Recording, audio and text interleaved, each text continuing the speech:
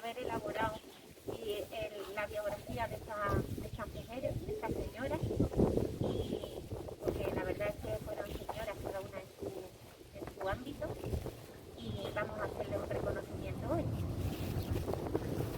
No puede ser poner las calles de un pueblo con nombres de mujeres que siempre han estado relegadas al ámbito más doméstico y más privado, que salgan a la calle. Por eso le llamábamos al proyecto callejeras, ¿no? También un poco por reapropiarnos de esa palabra que siempre ha tenido una connotación fea, de que las callejeras, las calles no son para las mujeres, y lo que queremos es ocuparlas porque las calles también son nuestras, ¿no? Entonces tiene esa parte feminista y de igualdad. Y por otro lado tiene también la parte del trabajo conjunto que se ha hecho, ¿no? Las veces que nos hemos reunido, el estudio que se ha hecho de distintas mujeres, las decisiones que se han tomado, que también es muy feminista, ¿no? El trabajar de manera colaborativa y tirar de actividades. Los niños y las niñas del colegio, que también es muy importante. Claro. Sobre todo el trabajo que han hecho ellos y ellas. Y bueno, os agradeceros que me hayáis invitado y propone que este tipo de acciones pues, se sigan haciendo y que seamos referentes de estas niñas para que las cosas cambien, avancen y les dejemos una sociedad más justa, más igualitaria y sobre todo en paz.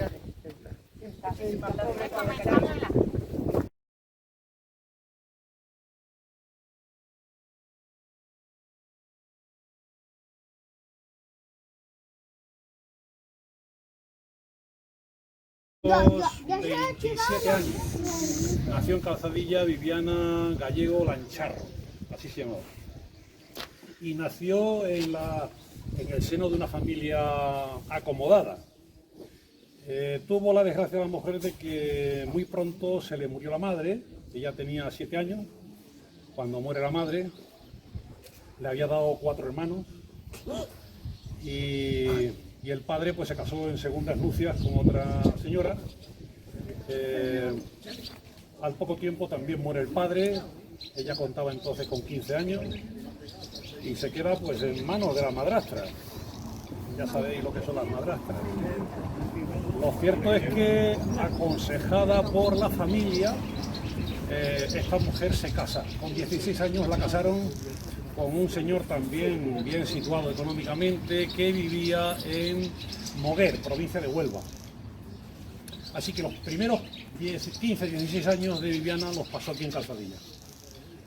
El marido no le dio muy buena vida. También es Viviana una mujer que hoy diríamos que es víctima de la violencia de género. El marido se dio, en fin, a la vida alegre, al gasto desenfrenado, al mujerío, etcétera, etcétera. Viviana tuvo 3 hijos con él. Uno no le sobrevivió, en fin, falleció pronto. Y a la vista de los malos tratos, del abandono y demás, Viviana decidió pues separarse de él. Y entonces huye a Sevilla. En Sevilla se refugia en casa de una tía suya y bueno, así pasó la vida hasta que al final acabó aquí en Calzadilla. De Calzadilla se fue a Madrid huyendo y poniendo distancia con el marido. Y en Madrid pasó el resto de su vida. Allí murió, en Madrid, en 1859. Era Viviana una mujer de ideología, vamos a decir, monárquica. No pertenecía a ningún partido político, ni lo apoyó nunca, al contrario, los criticó en profundidad. Y en sus obras escritas, pues da cuenta de ello.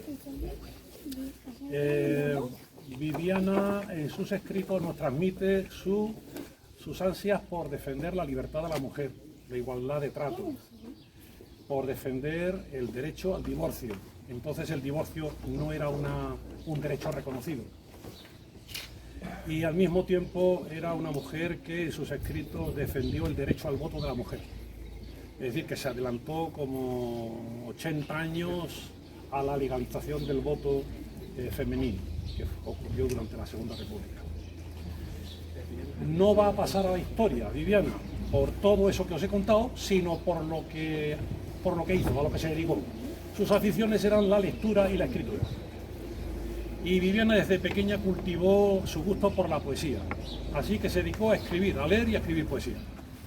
Y nos ha legado pues unas cuantas de obras, no muy extensas, no muy importantes, no se trata de una escritora de primera fila, pero al fin y al cabo se trata de nuestra escritora.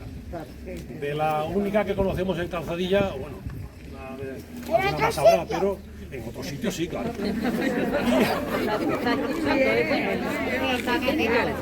Y bueno, pues eso, Viviana murió en Madrid, heredó, si me olvidó contaros, heredó de un tío político suyo, el marido de una tía suya, heredó un título nobiliario, se convirtió en marquesa, la marquesa de Aguiar, y así es como firmó a partir de entonces todas sus obras. Así que cuando veamos alguna obra de Viviana, pronto queremos editar una que es la más famosa que tiene ella, se titula La elección de ayuntamiento, pues veremos a pie de obra la marquesa de Aguiar, no lo olvidéis porque así es como se la conoció y se la conoce en el mundo literario, ¿de acuerdo? Así que nada, honremos a nuestra paisana. Madrid, en 1888.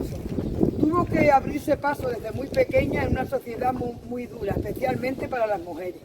Fue hija de una familia modesta y con solo 10 años se vio obligada a compaginar sus estudios con el oficio de modista y de dependienta de comercio, trabajo que tuvo que asumir tras la muerte prematura de su padre.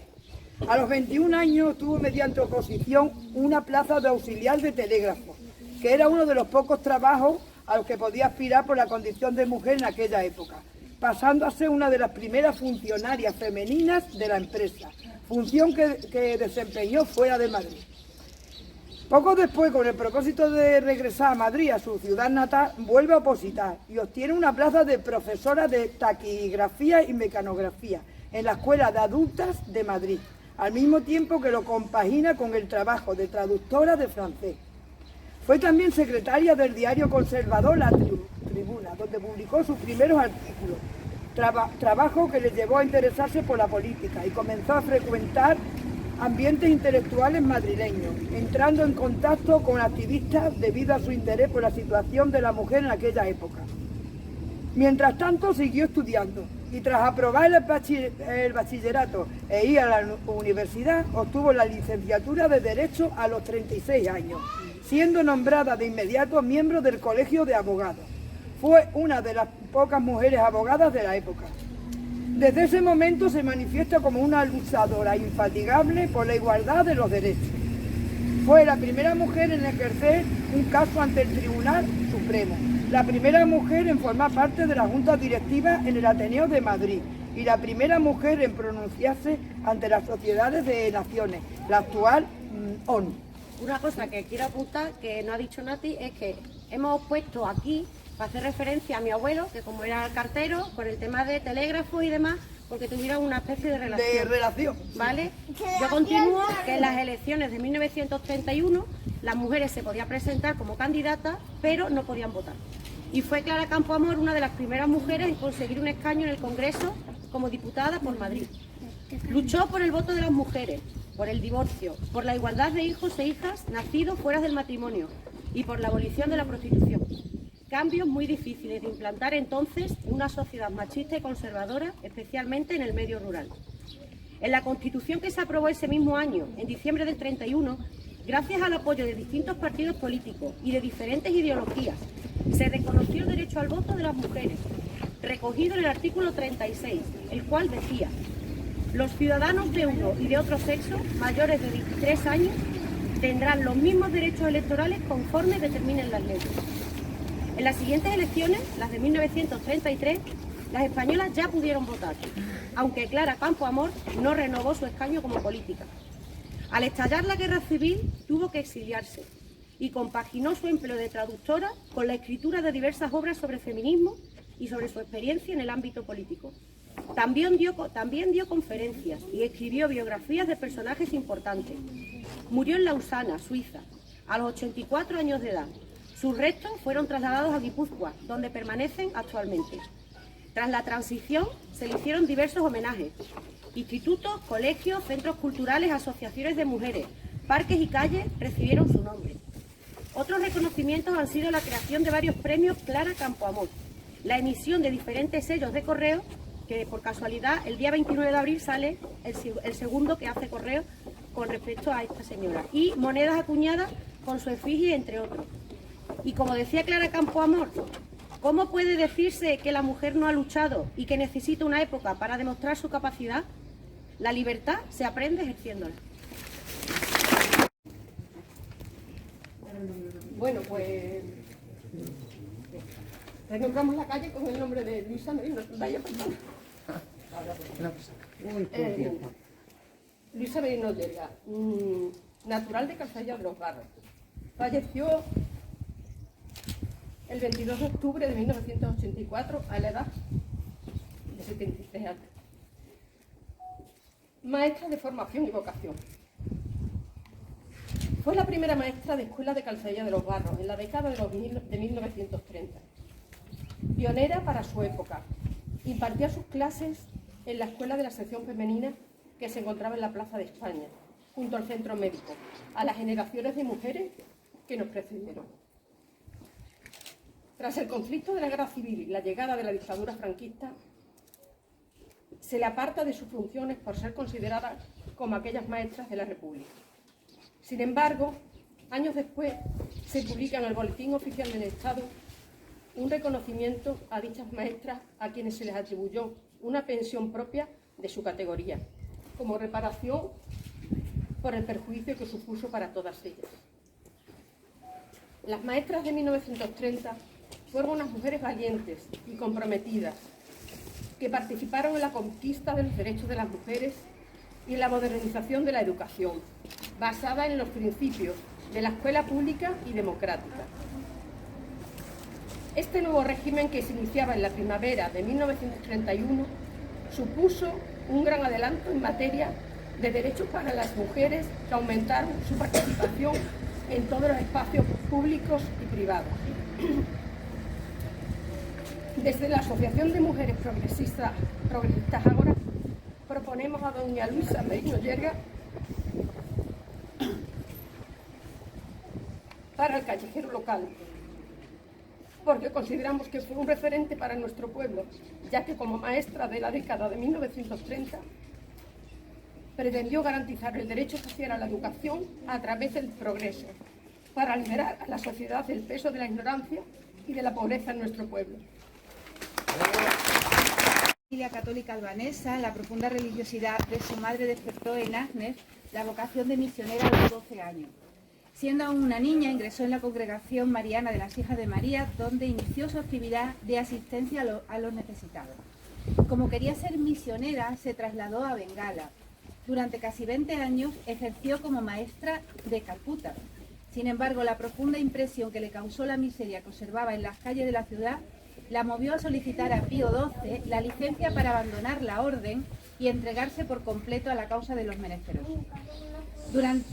Durante su vida, inauguró el primer hogar donde asistían a los moribundos en Calcuta.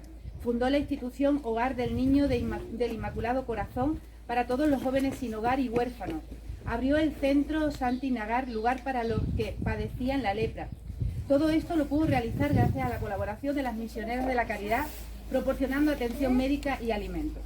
Mientras estudiaba enfermería con las hermanas misioneras médicas de Patna, Teresa de Calcuta abrió su primer centro de acogida de niños.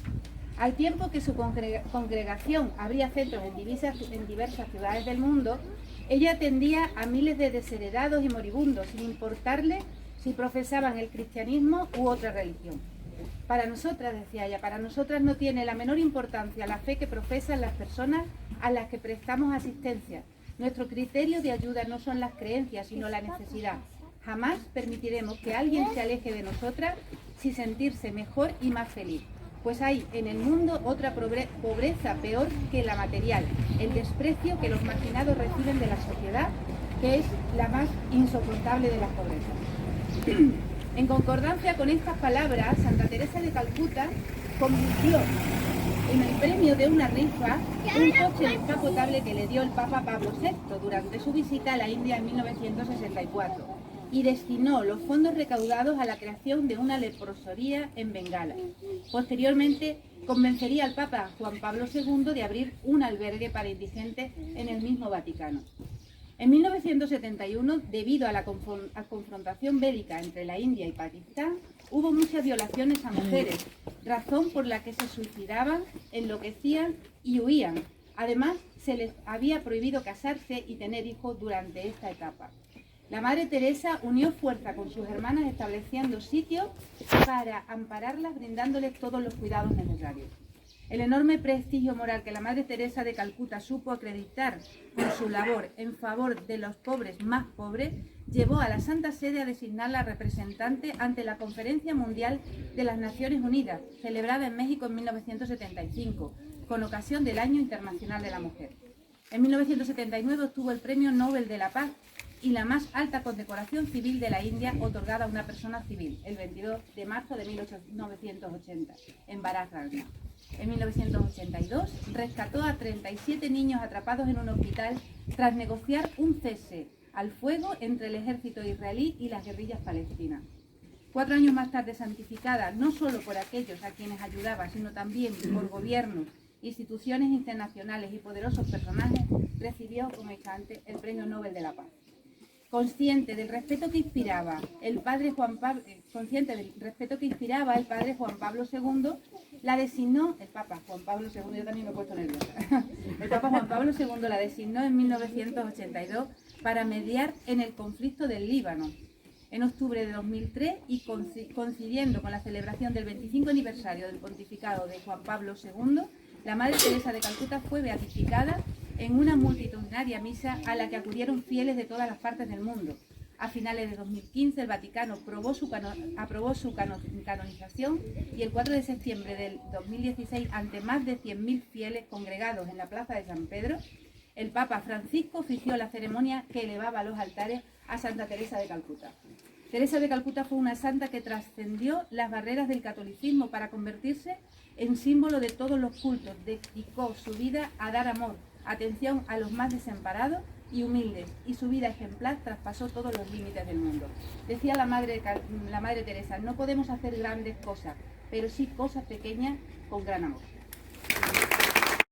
Bueno, pues como todas las anteriores ya hemos visto que, y gracias a Dios, pues la siguiente calle pues la tenemos aquí presente a nuestra homenajeada, Felisa Pérez Fonseca.